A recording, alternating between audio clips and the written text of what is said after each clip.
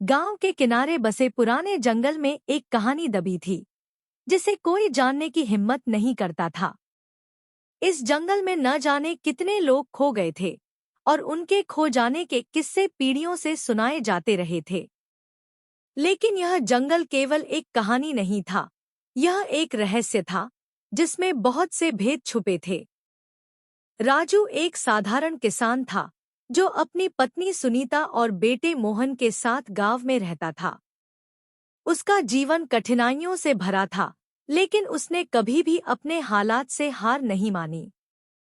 उसने अपनी मेहनत से खेतों में फसलें उगाईं और हर बार गांव के बाजार में बेचने के लिए कुछ न कुछ मिल ही जाता। लेकिन इस बार हालात कुछ अलग थे। कई महीनों से बारिश नहीं हुई थी और उसकी फसलें सूख गई थी। उसे अब एक चमत्कार की जरूरत थी। एक रात जब राजू सो रहा था, उसे एक अजीब सा सपना आया। सपने में उसने देखा कि एक सुनहरी नागिन उसके सामने आकर कह रही है, जंगल में आओ, मैं तुम्हारे दुखों का अंत कर दूंगी। राजू अचानक से जाग गया। उसने सोचा कि यह महज एक सपना था, लेकिन उसके मन में कुछ खटकता रहा। सुबह होते ही उसने यह सपना अपनी पत्नी सुनीता को बताया। सुनीता ने उसे चेतावनी दी, यह सिर्फ सपना हो सकता है, लेकिन अगर यह जंगल की पुकार है तो इसका मतलब खतरनाक हो सकता है।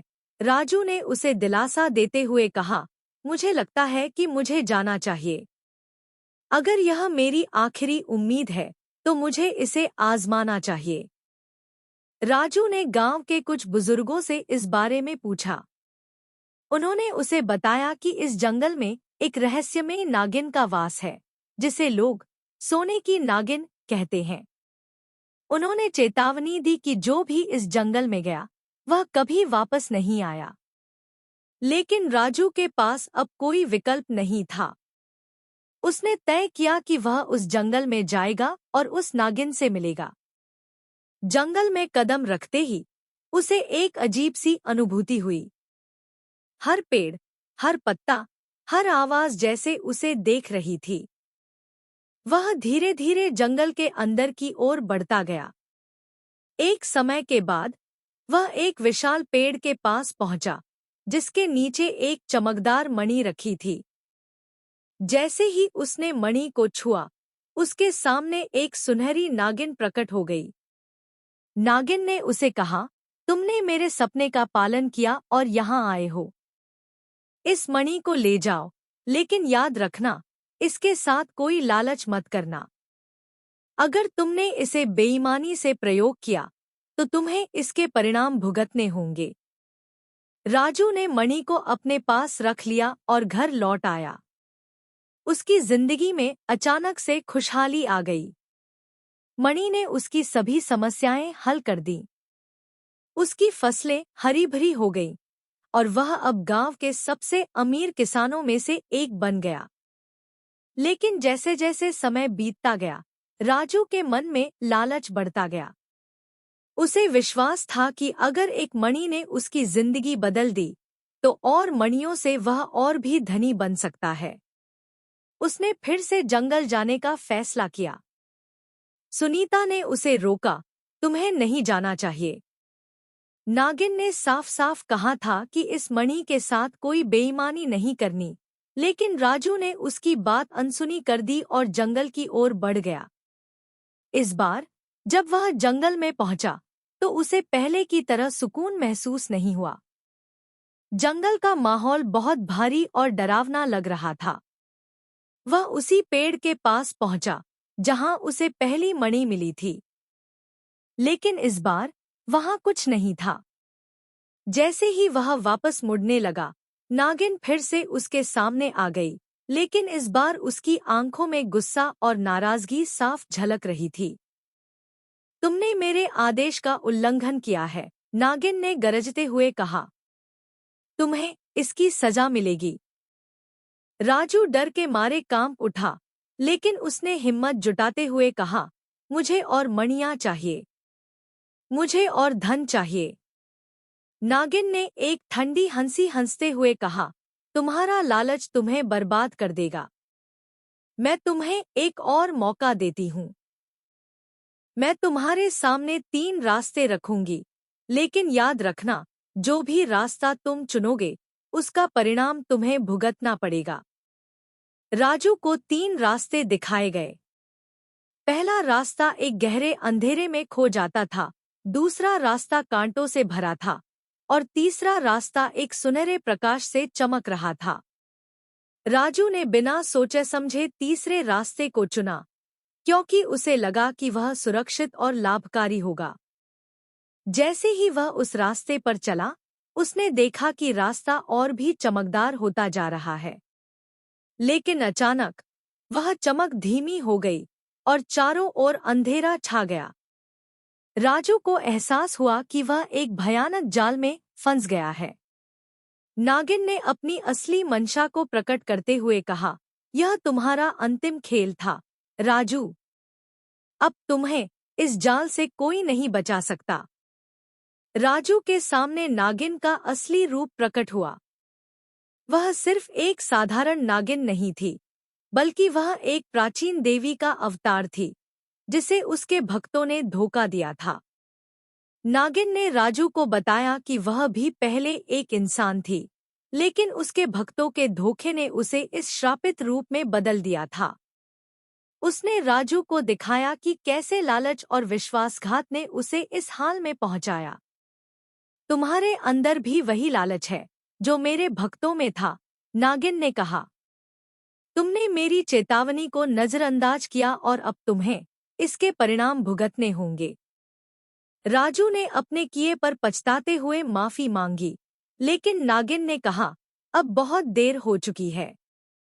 तुमने अपने लालच के कारण अपनी आत्मा को खो दिया है। अब तुम्हें इसी जंगल में हमेशा के लिए भटकना होगा, एक छाया के रूप में जो कभी भी शांति नहीं पा सकेगी। राजू ने भागने की कोशिश की, लेकिन वह पहले से ही नागिन के जाल में फंस चुका था। नागिन ने अपनी शक्तियों का प्रयोग कर उसे एक परछाई में बदल दिया, जो अब जंगल में हमेशा के लिए भटकने के लिए अभिशप्त थी।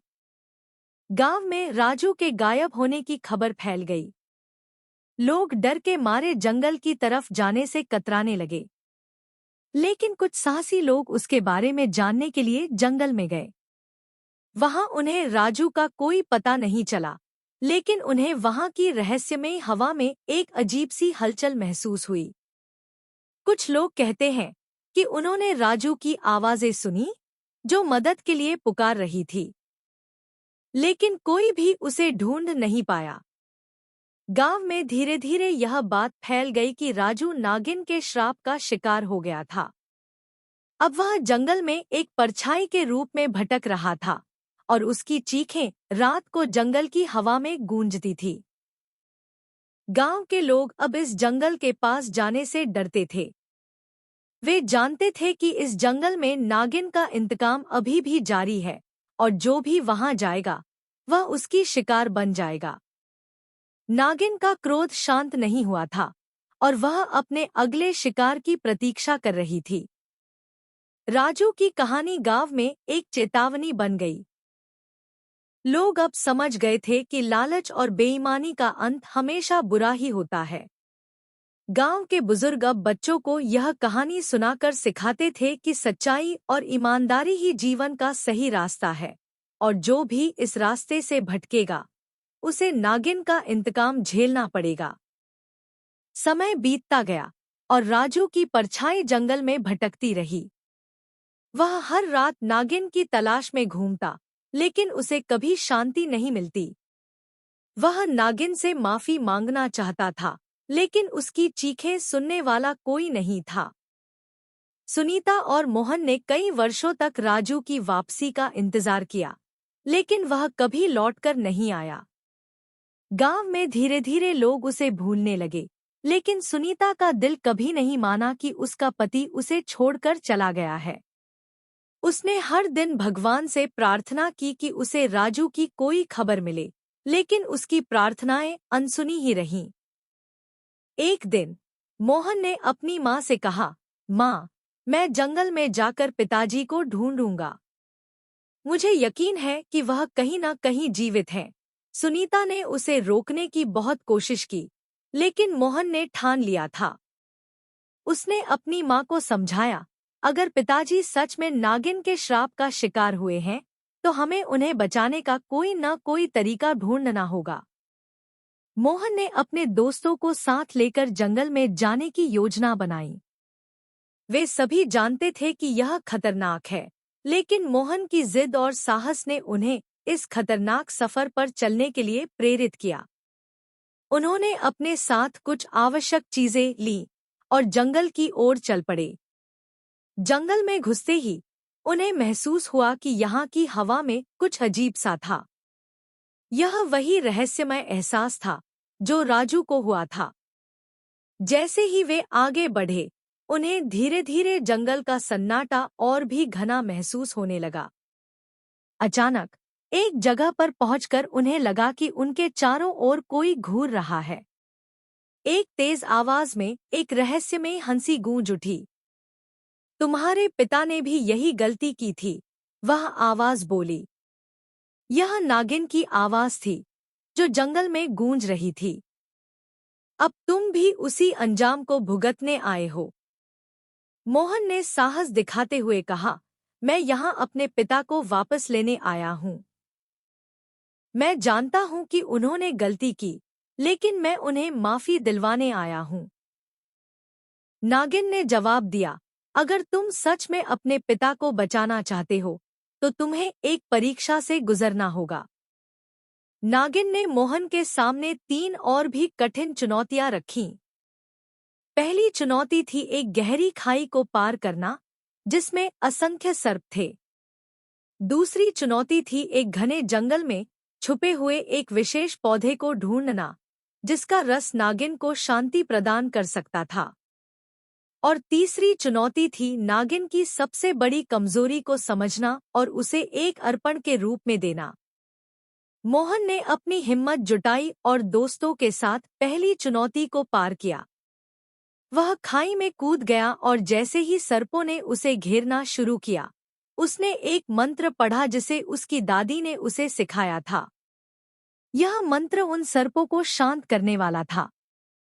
मंत्र के प्रभाव से सर्प पीछे हट गए और मोहन ने पहली चुनौती को सफलतापूर्वक पार कर लिया। दूसरी चुनौती में मोहन और उसके दोस्तों ने जंगल के सबसे घने हिस्से में प्रवेश किया। वह पौधा ढूंढना बेहद कठिन था, क्योंकि उसे पहचानने के लिए कोई भी विशेष निशान नहीं था।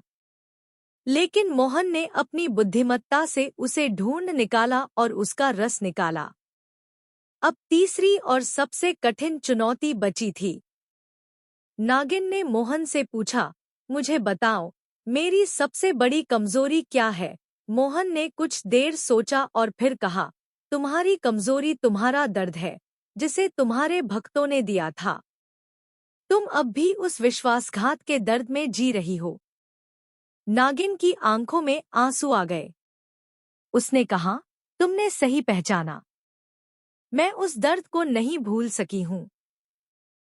लेकिन अगर तुम मेरी उस आत्मा को शांति दिला सको, तो मैं तुम्हारे पिता को मुक्त कर दूंगी। मोहन ने नागिन से पूछा, मैं तुम्हारी आत्मा को कैसे शांति दिला सकता हूँ? नागिन ने कहा, मेरे भक्तों ने मुझे धोखा दिया, लेकिन अगर तुम सच्चे दिल से उनकी आत्माओं के लिए प्रार्थना कर सको, तो मेरा दर्द खत्म हो सकता है। मोहन ने पूरी रात जागकर प्रार्थना की। उसने उन भक्तों की आत्माओं के लिए प्रार्थना की, जिन्होंने नागिन को धोखा दिया था। उसकी प्रार्थना इतनी सच्ची और भावनात्मक थी कि नागिन का दिल पिघल गया। उसने मोहन की माफी को स्वीकार किया और उसके पिता को वापस दे दिया। राजू, जो अब एक परछाई बन चुका था, धीरे धीरे अपने असली रूप में लौट आया। उसने अपने बेटे को गले लगाया और कहा, तुमने मुझे बचा लिया, बेटे। तुमने वह कर दिखाया जो मैं कभी नहीं कर सका। राजू और मोहन ने गांव लौटकर सभी को अपनी कहानी सुनाई। नागिन की आत्मा को शांति मिल चुकी थी और अब वह जंगल से विदा हो चुकी थी। गांव के लोग अब उस जंगल में बिना किसी डर के जा सकते थे, लेकिन उन्होंने नागिन की कहानी को कभी नहीं भुलाया। राजू ने अपने परिवार के साथ नए सिरे से जीवन की शुरुआत की। उसने लालच और बेईमानी से हमेशा के लिए तौबा कर ली। अब वह एक संतुष्ट और शांतिपूर्ण जीवन जीने लगा। गांव के लोग उसकी इस परिवर्तन से प्रेरित हुए और सभी ने सच्चाई, ईमानदारी और परिश्रम की राह पर चलने का संकल्प लिया। जंगल अब एक भयावह स्थान नहीं रह गया था, बल्कि एक पवित्र स्थल बन गया था, जहां लोग शांति और शक्ति के लिए प्रार्थना करने जाते थे। नागिन की कहानी अब सिर्फ एक कथा नहीं, बल्कि एक प्रेरणा बन गई थी, जिसने गांव के लोगों को सिखाया कि सच्चाई और ईमानदारी ही जीवन का सच्चा मार्ग है। इस प्रकार नागिन के इंतकाम की कहानी ने गांव में एक नया अध्याय लिख दिया, जहां डर और लालच के बजाय शांति, प्रेम और सद्भाव का राज था। और इस तरह राजू और मोहन ने अपने गांव को एक नई दिशा दी, जिससे उनकी कहानी सदियों तक जीवित रही।